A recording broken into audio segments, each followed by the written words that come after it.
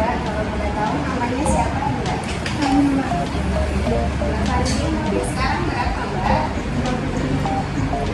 Ya, sebelumnya bekerja sudah bekerja. Apakah ketemu Mbak? Belum. Ada keluhan?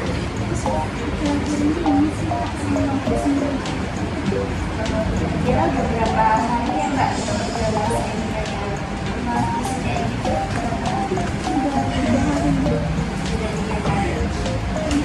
Bapaknya sebelumnya sudah melakukan pemeriksaan hari terlebih dahulu atau pemeriksaan lain?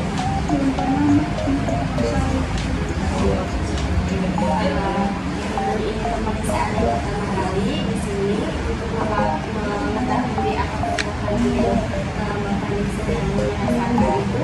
Maka kita melakukan beberapa pemeriksaan ya, boleh? Oke, nanti saya minta izin untuk memeriksa tensi darah terlebih dahulu sama bagian atas Mbak, boleh? Saya izin ya.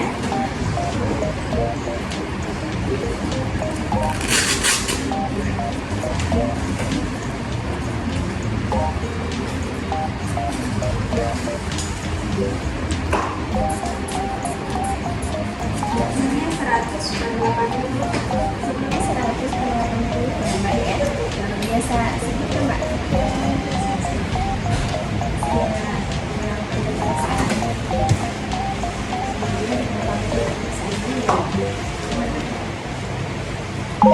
Intervalnya 21 ya Mbak. Nanti setelah pemeriksaan kehadiran bersama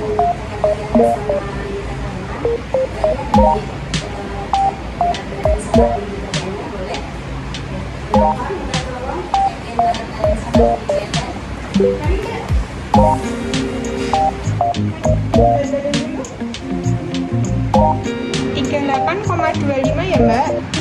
Sudah Mbak. Ini katanya saya cek dadanya dulu ya.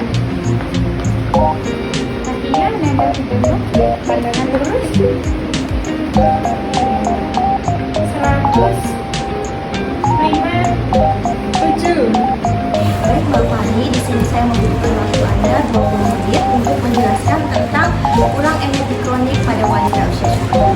Apakah Mbak bersedia? Baik. Sebelumnya saya akan menjelaskan tentang latar belakang ya. Nah, latar belakang sebelumnya ini ada dua, yaitu persentase yang tertinggi dan persentase rendah. Nah, ini persentase tertinggi bisa Mbak lihat di sini ya. Itu usia lebih dari 18 tahun, kurus berdasarkan indeks massa tubuh. Nah, tadi Mbak kan 17,6 indeks massa tubuhnya, seharusnya minimal itu 18,5. Nah, untuk persentase tertinggi perempuan usia lebih dari 18 tahun, kurus berdasarkan indeks massa tubuh, yaitu Riset Kesehatan atau Riskesdas tahun 2018 melaporkan bahwa Provinsi Nusa Tenggara Barat mempunyai perempuan usia 18 tahun itu kurus sebanyak 12%. Mbak bisa lihat ya. Nah, yang kedua yaitu dari Nusa Tenggara Timur sebesar 19,2%. Nah, presentasi ini menunjukkan bahwa masih banyak sekali perempuan usia lebih dari 18 tahun itu memiliki gizi kurang. Nah, yang selanjutnya ini Mbak, persentase terendah perempuan usia 18 tahun kurus berdasarkan indeks massa tubuh yaitu ada di Sumatera Utara dan Sulawesi Utara sebanyak 5,2%. Selanjutnya saya akan menjelaskan tentang pengertian. Pengertian di sini ada dua ya Mbak, ada kekurangan energi kronik dengan wanita usia subur.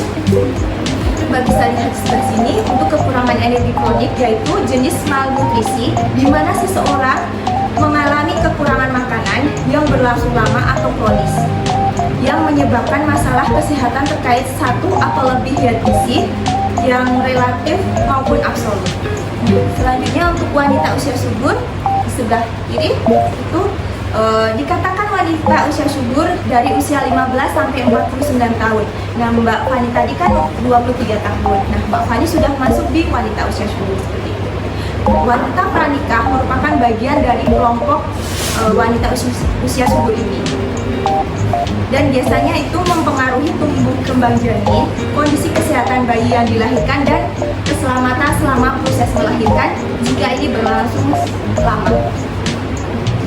Selanjutnya saya akan menjelaskan tentang pemeriksaan penunjang. Ada dua ya Mbak, ada pemeriksaan lila tadi yang Mbak diukur lengan kirinya oleh bidan kami.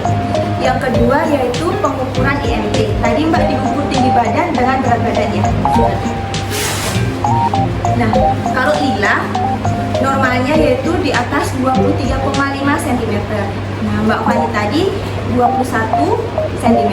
Jadi masih jauh ya, masih 2,5 cm lagi. Nah, untuk IMT-nya normalnya itu di atas 18,5 cm. Di atas 18,5, sedangkan Mbak tadi 17,6. Yang selanjutnya yaitu tentang penyebab. Penyebab ada 6 yang biasanya yaitu kebiasaan makan yang kurang sehat seperti makanan siap saji kayak goreng-gorengan, junk food gitu. Nah, dengan pola makan dan gaya hidupnya yang kurang baik. Terus kurang kesadaran akan nutrisi yang dibutuhkan oleh tubuh. Kebiasaan yang salah dan kurang aktivitas fisik atau olahraga. Yang selanjutnya saya akan jelaskan tentang faktor yang mempengaruhi KEK atau kekurangan energi kronik. Ada dua Mbak.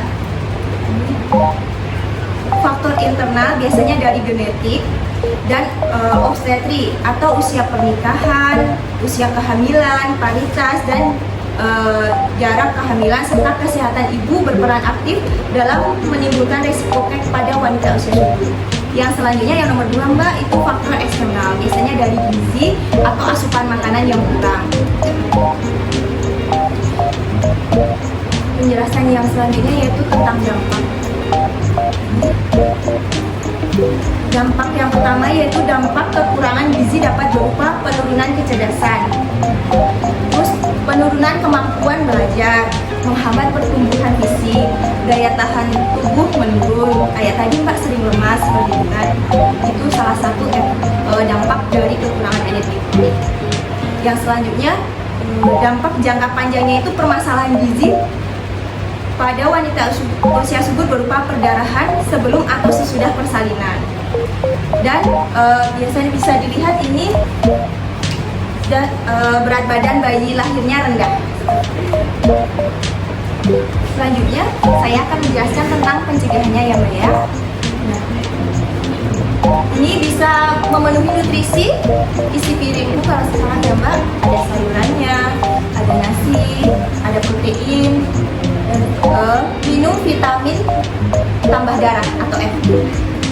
Biasanya akan tetap diminum 1 minggu 1 kali.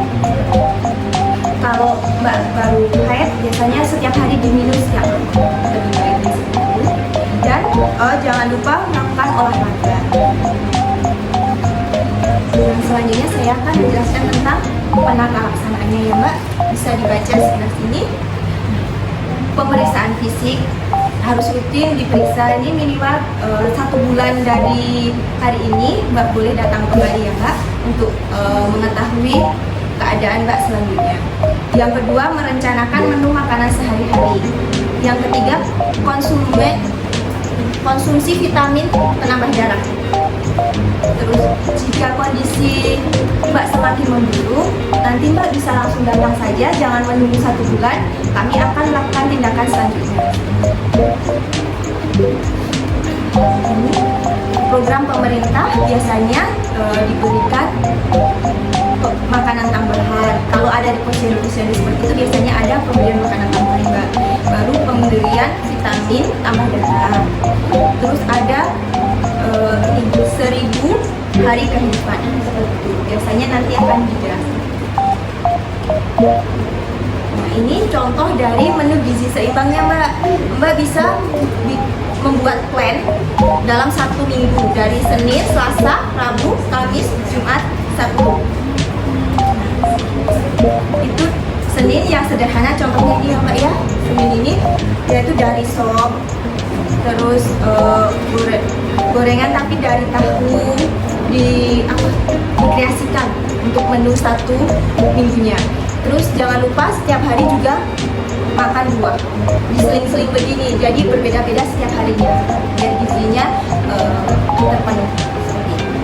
Baik, sudah Mbak, sudah selesai penjelasan saya. Apakah ada yang ditanyakan Mbak? Sudah jelas? Baik, selanjutnya nanti 1 bulan setelah ini Mbak boleh disarankan kembali. Tapi jika ada keluhan lagi langsung datang ke bidan. Baik, terima kasih. Kami